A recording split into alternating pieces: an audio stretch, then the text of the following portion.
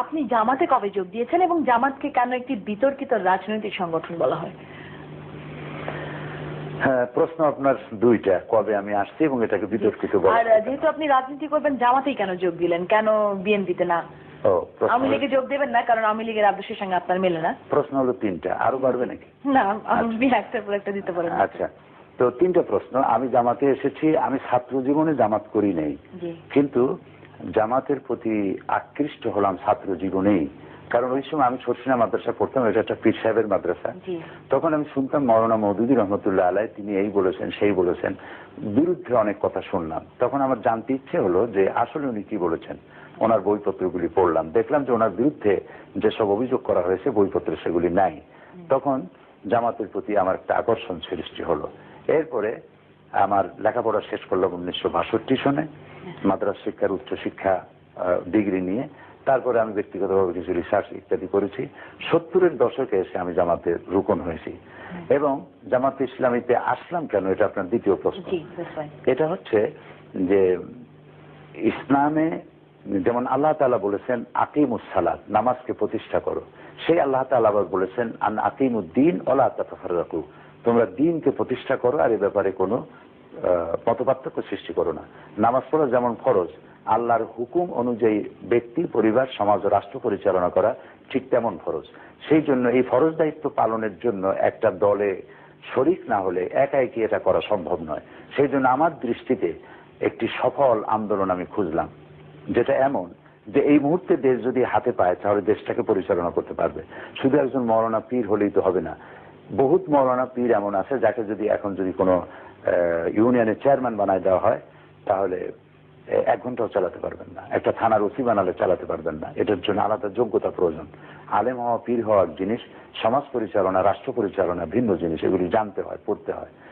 এবং এই আন্দোলনকে পরিচালনা করার জন্য পত্রিকা থাকতে হয়, তারপরে সাহিত্য থাকতে হয়, বিভিন্ন সেক্টরে কাজ করতে হয়। আমি দেখলাম জামাত ইসলামী এমন একটি দল যার অঙ্গ সংগঠন আছে অনেকগুলি, শ্রমিকদের মধ্যে কাজ করছে, নারীদের মধ্যে করছে, অমুসলিম নাগরিকদের মধ্যে করছে, প্রশাসনের মধ্যে করতেছে, ছাত্র ছাত্রী, চাষি, সর্বস্তরে, এবং তাদের সাহিত্যের একটা বিশাল ভান্ডার আছে, এবং পত্রপত্রিকা আছে, বাংলা, ইংরেজি, উর্দু, আরবি, ছাত্র সংগঠন ইত্যাদি সবকিছু আছে।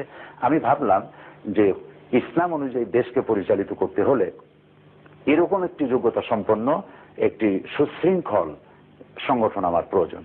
এই প্রয়োজন ভেবেই আমি জামাত ইসলামীতে অংশগ্রহণ করেছি এবং একজন কর্মী হিসাবে কাজ করে যাচ্ছি।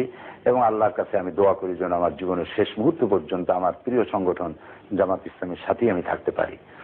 তৃতীয় প্রশ্ন হচ্ছে যে জামাত বিতর্কিত কেন? আমার প্রশ্ন, বিতর্কিত নয় কে, কোন দল বিতর্কিত নয়, কোন ব্যক্তি বিতর্কিত নয়? অবশ্যই, কিন্তু জামাত একটু অতিরিক্ত বিতর্কিত না? এখন যার কাছে প্রথম থেকে আমরা দেখেছি বাংলাদেশের ইতিহাসে প্রথম থেকে এখন পর্যন্ত জামাত যেন কেমন একটি বিতর্কিত রাজনৈতিক সংগঠন। আপনি নিশ্চয়ই প্রবাদটা জানেন যে যারে দেখতে নারী তার চলন বাঁকা। এখন জামাত ইসলামী সম্পর্কে, যার ইসলাম সম্পর্কে ধ্যান ধারণা নাই, যার ধ্যান ধারণা হলো শুধু ইসলাম হবে, জামাত ইসলামী যদি শুধু নামাজ পড়তো, রোজা রাখতো, মসজিদের মধ্যে পড়ে থাকতো, তাহলে জামাত ইসলামী নিয়ে কেউ মাথা কামাইতো না। মানুষের বাড়ি বাড়ি যাইতো, তওবা পড়াইতো, হাদিয়া নিত, পকেট ভরিয়া, কোনো অসুবিধা ছিল না।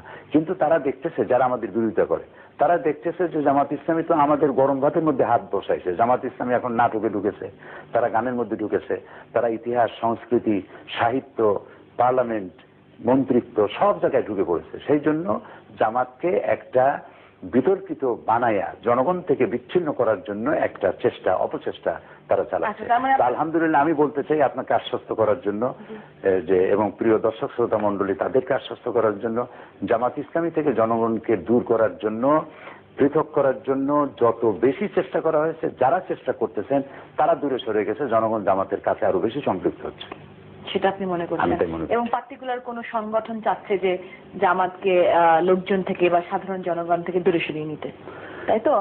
যাদের স্বার্থে অসুবিধা, যারা রাতে চলতে চায়, যারা নিশাচর, তারা সূর্যের আলো দেখলে তারা ভয় পায়। আমি বললাম না, আবার কখনো বলবো আপনাকে আমি শুধু আওয়ামী লীগ বলছেন কেন? শুধু আওয়ামী লীগ আমাদের দুশ্মন তা তো না। আমরা এক দেশে বাস করি, আমরা কেউ কারো দুশ্মন না। এটাও একটা খুব দুর্ভাগ্যজনক সত্য। আপনার এই প্রশ্ন দিয়ে আমি খুশি হলাম।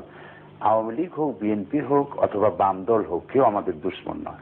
আমাদের দেশে রাজনীতিটা, যদি রাজনৈতিক চর্চাটা ওইভাবে গড়ে ওঠে নাই। আপনার নিশ্চয়ই মনে আছে যে বিল ক্লিন্টন এবং জর্জ বুশ, এই বুশের বাবা যখন নির্বাচন করছিলেন তখন বুশ বলছিলেন যে বিল ক্লিন্টন তার তো ওই পররাষ্ট্রনীতির জ্ঞানও নাই যেটা আমার কুকুরের আছে। এই কথা বলার পরে বিল ক্লিন্টন জিতলেন এবং জেতার পরে যখন তিনি ওত নেবেন, ওত নেওয়ার সময় জর্জ বুশকে ডাকলেন এবং ডেকে তাকে বললেন যে আপনার রাষ্ট্র পরিচালনার দীর্ঘ অভিজ্ঞতা থেকে আমাকে আপনি সহযোগিতা করবেন। এই চর্চা কিন্তু আমাদের মধ্যে নাই। আমরা আমাদেরকে কেউ সমালোচনা করলে আমরা তাকে শত্রু মনে করি। শত্রু মনে না করে আমরা যদি পরস্পরের আপনি আমার ভুলটা ধরতে পারবেন, এই জন্য ধরবেন যে আমাকে আপনি সংশোধন করতে চান, এই জন্য নয় যে আপনি মানুষের সামনে আমাকে নিন্দনীয় করতে চান। অবশ্যই বাংলাদেশের রাজনৈতিক ব্যক্তিত্বরা কি তাদের ভুল স্বীকার করে? তারা তো কখনোই কোনো ভুল কখনো স্বীকার করে না। এটি আমি আপনার সাথে আমি একমত। এটি হচ্ছে ওই কথা যে ইতিহাসের সব থেকে বড় শিক্ষা এই যে ইতিহাস থেকে কেউ শিক্ষা গ্রহণ করে না। রাজনীতিবিদরা যদি এই শিক্ষা গ্রহণ করতেন তাহলে পদে পদে তাদেরকে এই ভোগান্তি হতো না। আমরা আশা করব বাংলাদেশের রাজনীতিতে একটি সুন্দর চর্চা, একটি গণতান্ত্রিক চর্চা এবং সহনশীলতার, উদারতার চর্চা বাংলাদেশে ফিরে আসবে। সহনশীলতা, সেটা আমরা আশা করব। আপনার কাছে আমার শেষ প্রশ্ন, আগামী আপনি এটা কিরকম বাংলাদেশের স্বপ্ন দেখেন? আপনারও শেষ করতে চেয়েও শেষ হলো না, মানে আগে বলছিলেন শেষ প্রশ্ন। যাই হোক, ধন্যবাদ আপনাকে। আমি দেখতে চাই বাংলাদেশকে একটি সমৃদ্ধ, ক্ষুধামুক্ত, দারিদ্র্যমুক্ত, নিরক্ষর মুক্ত, স্বাধীন, সার্বভৌম একটি সুন্দর রাষ্ট্র আমি দেখতে চাই।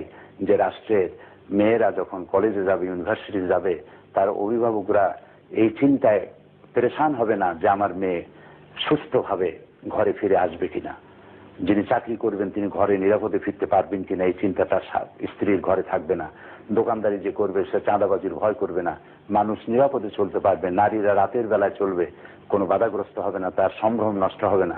এমন একটি সুন্দর বাংলাদেশের আমি স্বপ্ন দেখি এবং আল্লাহর কাছে কামনা করি এরকম একটি সুন্দর, সমৃদ্ধ, সুখী, দুর্নীতিমুক্ত, সব রকমের সন্ত্রাস মুক্ত এবং নিরক্ষর মুক্ত, দারিদ্র্য মুক্ত একটি সুন্দর বাংলাদেশের স্বপ্ন দেখি।